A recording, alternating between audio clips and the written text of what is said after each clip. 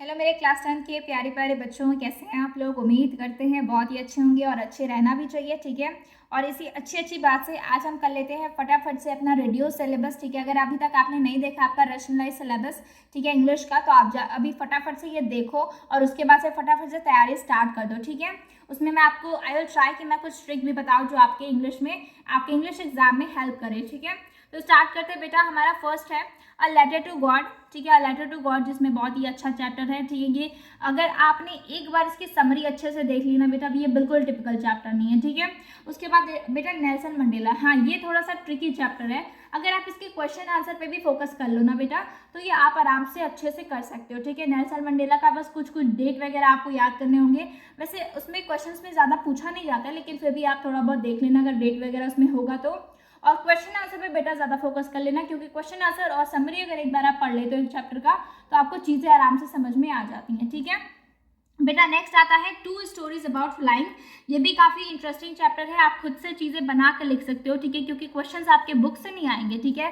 मैं पहले बता रही हूँ, आपके टेक्स्ट बुक से क्वेश्चंस नहीं आते हैं, आपको खुद से बीच में से बोर्ड अपना बना करके देता है। तो अगर आपने पूरे वीडियो की अच्छे से पूरे चैप्टर के अगर अच्छे से आपने उसको समरी अच्छे से कंक्लूजन समझ लिया है, तो आपके लिए बिल्कुल टिपिकल नहीं होते इंग्लिश के चैप्टर्स बेटा, ठीक है।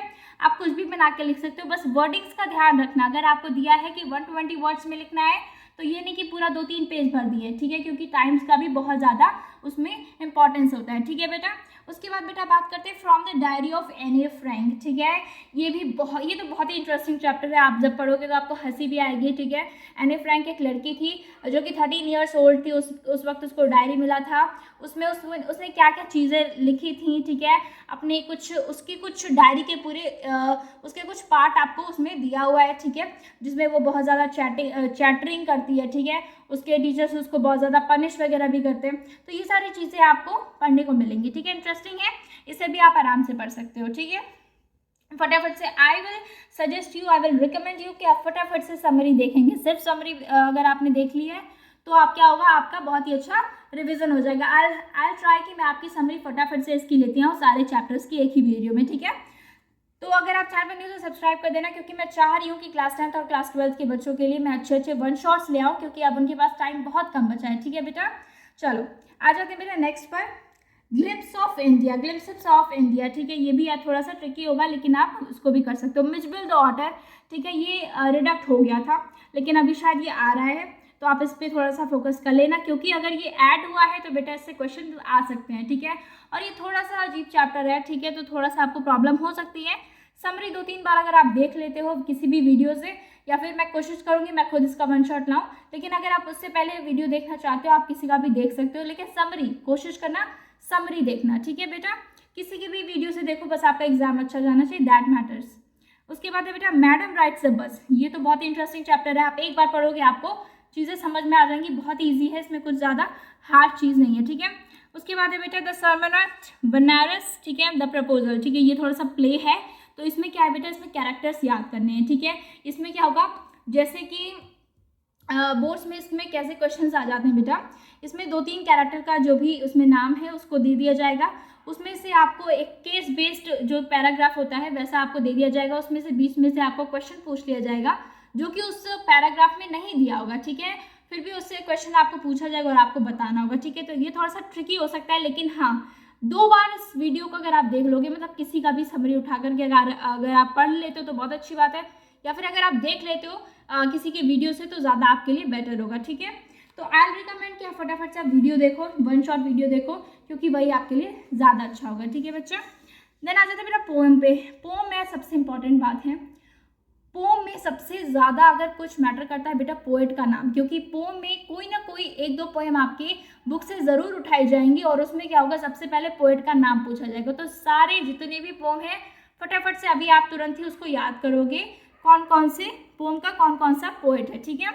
डस्ट ऑफ स्नो, ठीक है, fire of ice, a tiger in the zoo, how to tell wild. अच्छा, डस्ट ऑफ स्नो में बहुत ही छोटा, ये दोनों बहुत छोटे छोटे हैं, इसमें आपको क्वेश्चन आंसर लर्न करने की जरूरत नहीं है, ठीक है।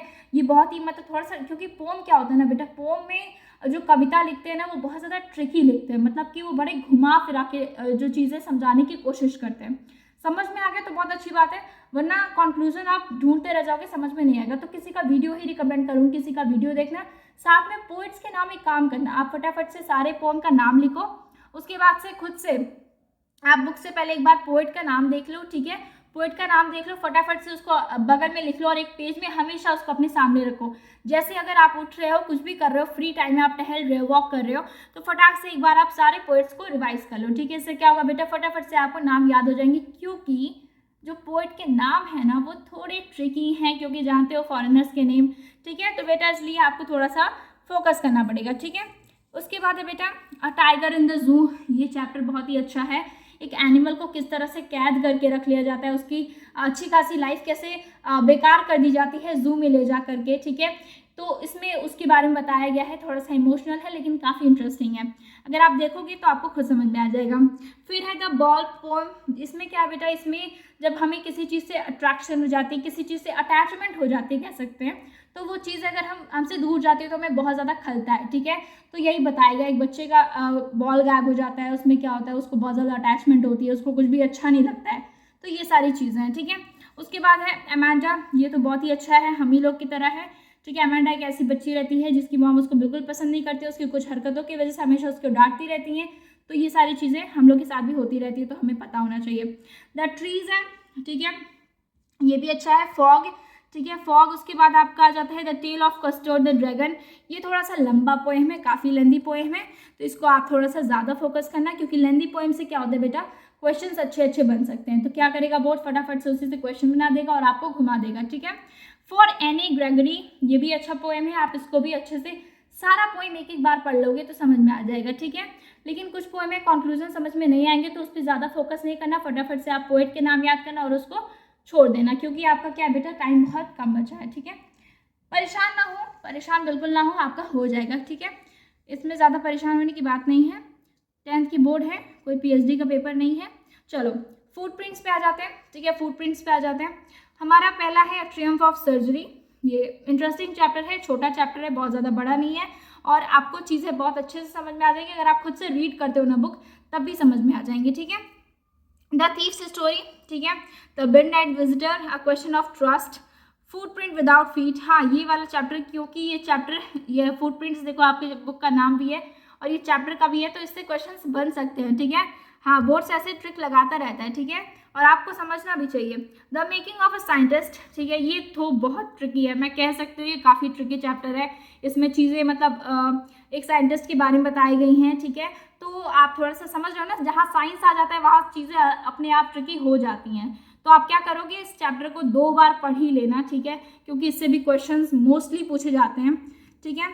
देन बेटा द नेकलेस, ये ग्रीडीनेस के ऊपर चैप्टर है, मतलब कि लालच बुरी भला है, ठीक है, ज़्यादा लालच नहीं करना चाहिए, तो दूसरों की चीज़ों पर लालच तो बिल्कुल ही नहीं करना चाहिए, ये सीख देता है ये चैप्टर, ठीक है। इंटरेस्टिंग है, चीज़ें एक बार में समझ में आ जाएंगी। भोली, ये एक बहुत ही भोली लड़की की कहानी है, ठीक है, वो बड़ी प्यारी सी होती है, और उसके बाद क्या होता है, जब चीज़ें ज़्यादा ऑकवर्ड होने लगती हैं, जब चीज़ें ज़्यादा एबनॉर्मल होने लगती हैं उसके साथ, तो फिर उसको भी बोलना पड़ता है। वो पहले एकदम चुपचाप रहती है, सब कुछ सहती है, लेकिन एट द लास्ट जब उसको लगता है कि नहीं बहुत ज़्यादा हो रहा है, तो वो भी अपना बोलना स्टार्ट करती है, और जब वो बोलना स्टार्ट करती है तो क्या होता है, सब लोग को चुप हो जाना पड़ता है, ठीक है। तो ये काफ़ी इंटरेस्टिंग चैप्टर है और आपको रिलेटेबल भी लग सकता है, अगर आप में से भी कोई बहुत भोला है तो, ठीक है। वैसे मुझे नहीं लगता कि तुम लोग भोले होगे, कोई बात नहीं। The book that save the earth, interesting है, थोड़ा सा कॉमेडी भी है, फनी है और अच्छा है, ठीक है। इसमें ये मत समझ लेना कि आपको the book that save the earth से रिलेटेड है तो कुछ बहुत ज़्यादा ट्रिकी होगा, ऐसा कुछ नहीं है, इंटरेस्टिंग चैप्टर है, ठीक है, इसे अच्छे से पढ़ सकते हो और अच्छे से चीज़ें तैयार कर लेना, बिल्कुल घबराना नहीं है, इंग्लिश बहुत ही ईजी है, ठीक है। चीज़ें अगर बहुत ज़्यादा आपको फोकस करनी है, आप फटाफट से साइंस पे करो, स्पेशली केमिस्ट्री वगैरह पर, जो कि काफ़ी ज़्यादा रिडक्ट हो चुकी है, उसका भी मैंने सिलेबस बना रखा है। अगर आप देखना चाहते हो उसका रैशनलाइज सिलेबस तो मेरे प्लेलिस्ट में जाकर देख सकते हो क्लास 10th के, ठीक है। बेटा मिलते हैं नेक्स्ट वीडियो में, आई होप कि मैं और भी आपके लिए ऐसे वीडियोज़ लाऊँ, ठीक है। मिलते हैं नेक्स्ट वीडियो में, तब तक के लिए बाय, टेक केयर।